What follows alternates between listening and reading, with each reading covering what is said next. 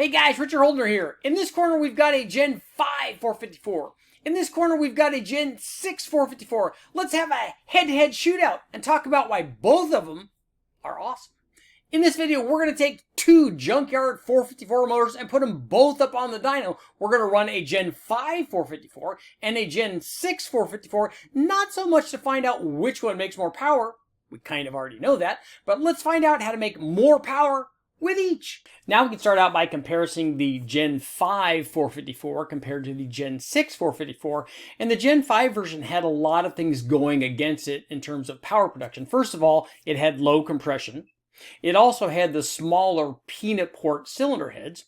It also had throttle body fuel injection, and it also had a hydraulic flat tappet camshaft. So all of these things kind of conspired to make the Gen 5 454 not as powerful as the later Gen 6 version. We'll take a look at a comparison here. Compared to the Gen 5, the Gen 6 version had much better cylinder heads. It had standard size oval port heads. It had smaller combustion chambers, higher compression. It had a hydraulic roller cam, and it had a much better fuel injection system. It actually had port injection with long runners and a big single throttle body. All of these things helping it produce quite a bit more power than the Gen 5 version. But let's take a look and see what happened when we grabbed two of these versions from the wrecking yard and ran them on the engine dyno. First up is our Gen 5 454.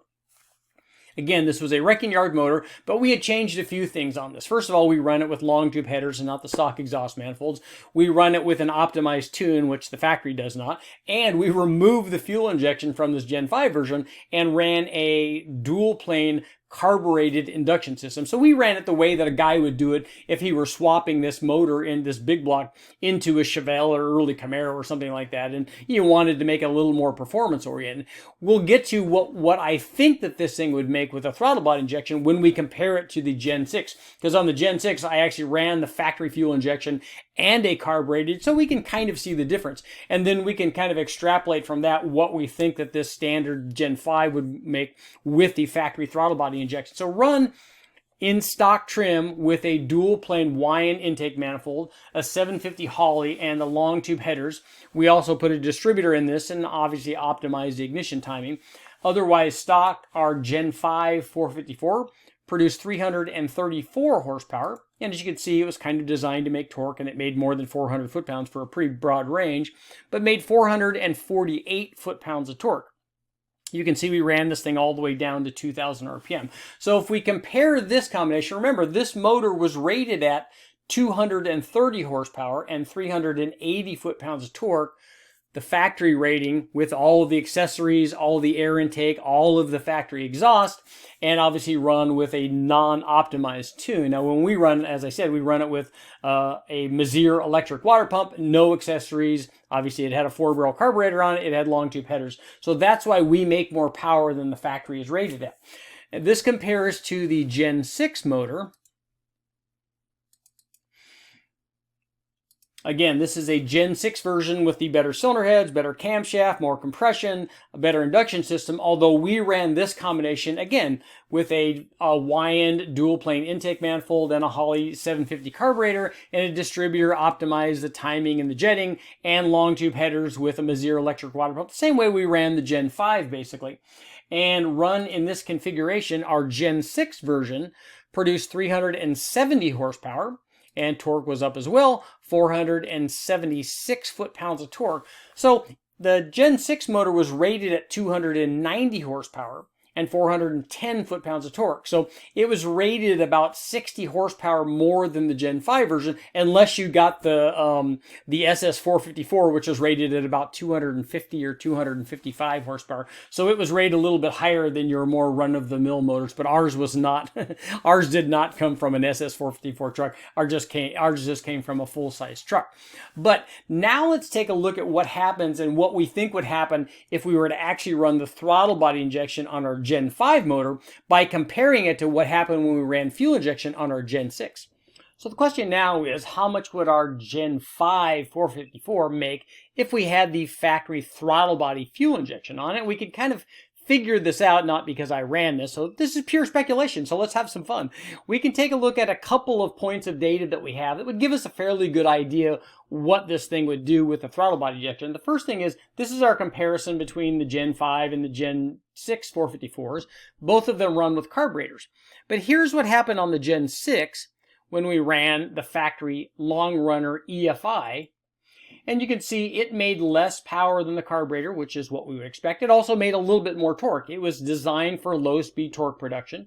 So run on the Gen 6 motor with EFI, the combination produced 356 horsepower, but 485 foot-pounds of torque. So it enhanced torque and it lost peak power. This is exactly what we would expect if we ran the throttle body injection, the two-hole throttle body injection with that cast aluminum intake manifold on the Gen 5 version. I would expect this thing to make quite a bit less power, although possibly the same or maybe a little bit more torque. Now, I don't know that we would see that torque gain the way that we're seeing it with the long runner factory multi-port EFI on the Gen 6 motor. I think we might even just see less power everywhere on the throttle body injected manifold, because I don't think it's as good as the dual plane 4-barrel throttle body. We've run lots of 2-barrel versus 4-barrel stuff, and when we run 2-barrel versus 4-barrel stuff, which was kind of what this throttle body injection would be, we see a loss in power everywhere when we run the 2-barrel compared to a 4-barrel, even at relatively low power numbers. So I think what we would see is a loss in power everywhere. And the other data point we have is we know that from the factory, the Gen 5 motor was rated at 230 horsepower and the Gen 6 was rated at 290. So I think, and it was rated at 380 foot-pounds versus 410 for the Gen 6. So basically, we were just going to see less power everywhere, and I think that that's what would happen if we ran it with a throttle body. I would expect the power numbers to be much closer to 300 horsepower with the throttle body injection, but maybe that's something I can test later on. We can get one of the throttle body injections, and we can run that on the dyno, but I suspect that the numbers would be fairly low. If you were going to run a 454 and you were swapping it in, whether it's a Gen 5 or a Gen 6, I wouldn't recommend you running a throttle body injection for any kind of performance, because the problem is that two-hole throttle body setup has two problems. One, it actually has several. The intake manifold on it is not good. It's never going to make a lot of power. The throttle body itself, in terms of airflow from the two throttle blades, doesn't flow very much. So you're going to be limited in power production just from an airflow standpoint. The other problem is fuel flow. Even if you put the biggest injectors that they have for that throttle body, you're just not going to have enough fuel to make any power, which is why a 4-barrel will obviously make more power. You can put whatever size carburetor you want on, and you can certainly support a lot of power. So upgrading from the factory Gen 5 454 throttle body injection is a definite must for any kind of performance application. So now let's take a look at what happens when we modify these. So this begs the question for Gen 5 454 owners, what happens if I add a camshaft to this? Can I actually get my Gen 5 motor to make what a Gen 6 does? And the answer is yes. But if you're going to a wrecking yard to pick a Gen 5 or a Gen 6, and it's something you're going to modify and put in a Camaro or Chevelle or a truck, pick the Gen 6. It's just a better starting point, as we'll show. But if you already have a Gen 5, or you're going to pick one of those, and you want to know how to upgrade it, here's what happens when we put a camshaft in an otherwise stock Gen 5 motor with the peanut port heads and stuff. So if we put a mild camshaft in it, and in this case the camshaft was, we're going to take a look at our description here, it was a Comp 256 hydraulic flat tap camshaft, so a very mild camshaft. We also did a spring upgrade on our peanut port heads. It was a 480-485 lift split, a 212-218 degree duration split, and a 110 degree lobe separation angle. Certainly a small cam for a big block Chevy. It had the dual plane intake and the 750 carburetor on it. So here's what happened when we added our camshaft, and we can see that in red. So basically what this tells us is that a cammed Gen 5 motor will make more than a stock Gen 6 motor does. With the cam in it, with the mild comp cam in it, the power jumped up to 281 horsepower. Peak torque was up to 485 foot-pounds of torque. So a very mild camshaft on a Gen 5 motor will pick up quite a bit of power. In fact, you can make more than the stock Gen 6 motor does, both of them equipped with carburetors. But, and there's a big but, here's what happened when we added a camshaft to our Gen 6 motor.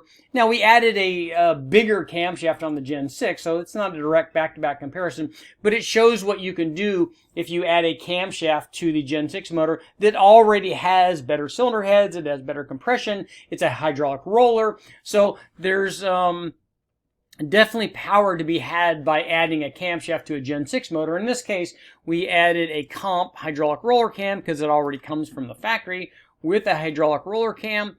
Let's take a look at our test description. So this was a comp XE276 cam, which is 510 lift, a 224, 230 degree duration, and 110 degree lobe separation angle. So it's a much healthier camshaft than the mild RV style cam that we added to our Gen 5. But it pushed power up to 428 horsepower. Peak torque goes up to 514 foot-pounds of torque. So again, you can get good gains from either a Gen 5 or a Gen 6 by adding a camshaft.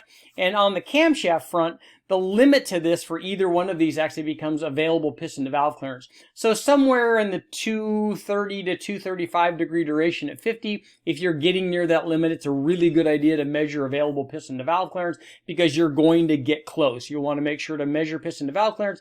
Obviously, then you could put pistons in that have valve reliefs that allow you to put big cams in it. You can upgrade the cylinder heads and get crazy with either one of these. So if you're starting with a base 454 short block, you can add heads, cam, and intake. And we've seen combinations go into the low to mid 500 range on these combinations by just adding heads, cam, and intake. So it's certainly possible to make a lot of power. I just want to show you guys what happens when we add mild cam upgrades to either a Gen 5 or a Gen 6.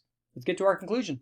Okay, guys, what do we learn in our comparison between a Gen 5 454 and a Gen 6 454? Not surprisingly, the Gen 6 motor makes more power. It's rated at 290. The Gen 5 only rated at 230. So no big surprise there. But here's the thing. If you're going to a wrecking yard, you want to swap a 454 into an early vehicle, a Camaro, a Chevelle, or a truck, get the Gen 6 motor. Now, I wouldn't recommend the factory fuel injection. I would run it carbureted because a carbureted motor in any of those combinations is going to work very well. You can upgrade the cam, upgrade the springs, maybe add a little shot of nitrous, and you have a healthy street motor. But 454 guys like the Gen 5, you can also do it with that motor. In fact, the guys at Westech have made over 550 horsepower by upgrading the top end on a Gen 5 motor. So yes, it's certainly possible. The right camshaft, the right cylinder heads, and the right intake, good things can happen. You could also, as we know, add ring gap and boost. Even bigger things happen. Armature holder guys, thanks for watching. Make sure to like, share, subscribe, ring the bell, do all that stuff. And a 454 is always a good starting point.